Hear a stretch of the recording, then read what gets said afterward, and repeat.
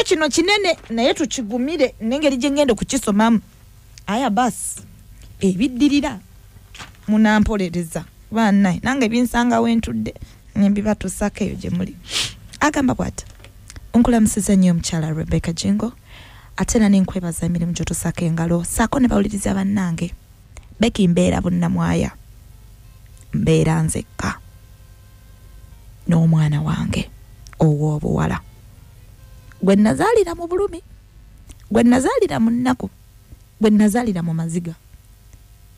Nafuna olubuto nga sirumanyi kubanga gwe gwali omulundi gwange ogwasooka okwegatta n'omuntu era n'onfuna olubuto era okwegatta kwange okwo kwali kwa mpaka. Becky, bino bye ngenda okubuulira maama wange yaŋŋaana okubyogerako era kati ekijja kye kiba kijja, naye njagala gwe bwe mba nsemba era gwe mba nsooka okubigamba kuba buli lwe nagezangako okubaako gwe nnyumiza nga nfuna ekizibu ekinene nnyo ate nga maama yali yandabula nti tobyogerangako wadde. Naye ku mulundi guno neevuddemu ne ŋŋamba kampandiika ebbaluwa eno mumpeeko ku magezi kubanga nange bintabuseeko ng'omuntu bensobedde. Munnange kojja wange yankwata nanfunyisa olubuto era nazaala omwana wa buwala, naye kojja wange oyo essaawa eno wenjogerera ne mu Uganda taliimu, yagendeyo mu Amerika naye mugagga muvundo nga bw'okiwulira. Kye simanyi oba baakolagana ne maama wange oba kyali kya kojja nga ye, naye nga Becky kyantuukako nga ndi waka. Taata yafa. Taata yazaala abaana ab'obulenzi banje, nze mwana omuwala nzekka gwe baazaala ne maama kuba abalenzi bali 8 ndi muwala omu. Taata we yafiira maama si yali omuntu alina essente nnyingi kubanga yali akola mu katale ku kaleerwawo era abasinga obungi bwe njogera amannya ge bamutegeera, naye Becky olw'obulamu bwange nsaba ngeesigalize. Maama yafuba okulaba nti atuweerera naye nga byakola tebijja era oluvannyuma olw'okunkozesa kwa kojja Becky embeera ya maama yakyukako kubanga maama yakola edduuka erirye n'afuna ssente era kati maama ali bulungi, abalibwa mu bakyala abalinawo. Becky bwe nkubulira edduuka lya mmange we riri okkiriza kuba alina bakasitoma nti ne bw'obeera neiba we otandika okumufunako obusungu oba okunyiiga.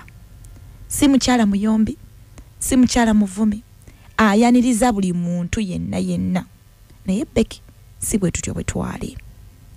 Emabikako nga maama akyatulina ffenna 9, maama ng'ayomba, maama ng'alwanagana n'ab'omu katale, ne bw'aba ng'agenza empereerwe, ne bwe yabeeranga ku mudaala gwe kaleerwe era nga luba lutalo kubanga Becky ffe baatuzaala awo gayaaza. Era maama wange yasengukako n'agendako ekasangati eyo munda okulinaana Dr. Kiza Besigye mu maka geeyo ku kyettaka eyo gy'abeera, era ennyumba ye eri kuyiika 3, alima alunda. Naye Becky ekisinga okunyiiza nti bwe namanya nti ndi lubuto nagambako maama, ne kojja lwe yankozesa nagamba maama, wabula maama yaŋŋamba nti sirika tokinyumizanga omuntu yenna, ogenda kuswala mu bantu ebyo tebabyogera. Nasirika kubanga nali ŋŋambyeko maama, yampembejja teyanvuma naye ate teyayombesa kojja, ate nga kojja waka yaliwo, ebbanga ne ligenda nga kojja mutya. Era Becky ebyava mu ebyo lwali lubuto. Bwe nalutegeera namugamba nti maama ndi lubuto, naye nga ebyo byonna bigenda okutuukawo Becky kojja olwakitegeera nti ndi lubuto luyafuna visa yafuna sente bwatyo n'alinnya ennyonyi n'agenda.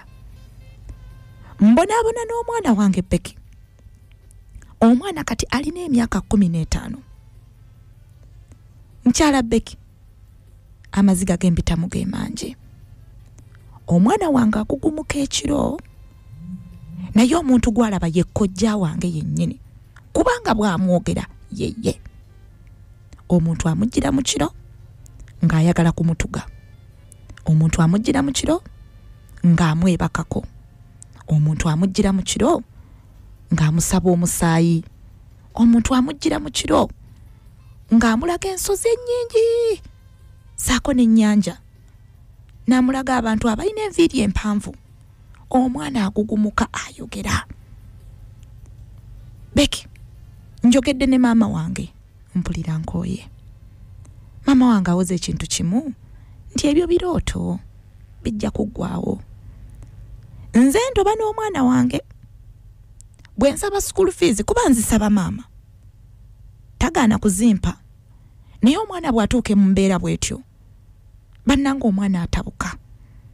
Ate naddala bw'agenda mu nsonga z'ekikyala atabukira ddala ddala abeera ng'omugu w'eddalu. Mu butuufu Becky, simanyi kyakukola.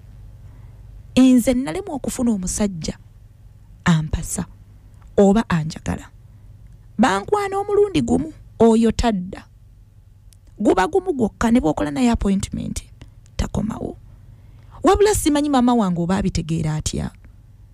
Olugira ng'ajja ng'angamba gwe nno gwe nakugaana eby'abasajja ojja kutuleetera endwadde nze siina gagenda kukujjanjaba, era bw'omufunanga ofanga bw'omu. Bye bigambo byayogera. Simanyi nange ndi bwakimanyaamu. Kati Becky, nzirukiddeko gy'oli. Embeera eno nyinza kugivuunuka ntya? Nkubuulira amazima nti ne wembeera maama wange yapangisaawo. Tewali lunaku nali musabye ssente n'azinnyima. Bannyinaze bali bulungi, baawasa abakazi, bazadde abaana. Maama abaagala nnyo tabasosola, naye tababeerako nga nze bwambeerako. Ate oba neeno gye ndi yali tayagala mbeereyo, naye nawalaaza mpaka.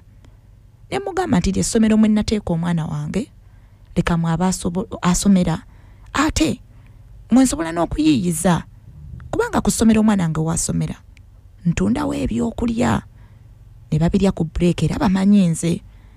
Naye ate Becky sandyagadde bamanye ebizibu byange, kuba omwana ate bajja mumalako emirembe.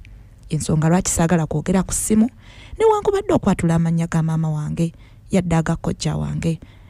Naye mpulira nti bwe munaabeerako kye muŋŋamba osanga nange naafuna obuweerero mu mutima, naye maama yandabula obutabaako kye njogera nti njafuna obuzibu. Kati simanyi Becky, nga bwe mbikugambye, nga bwe mbiwandiise, naasigaza obulamu. Mumpe ku magezi ag'enjawulo neeyanziza nnyo. Nze Mukisa mbeera bunnamwaya.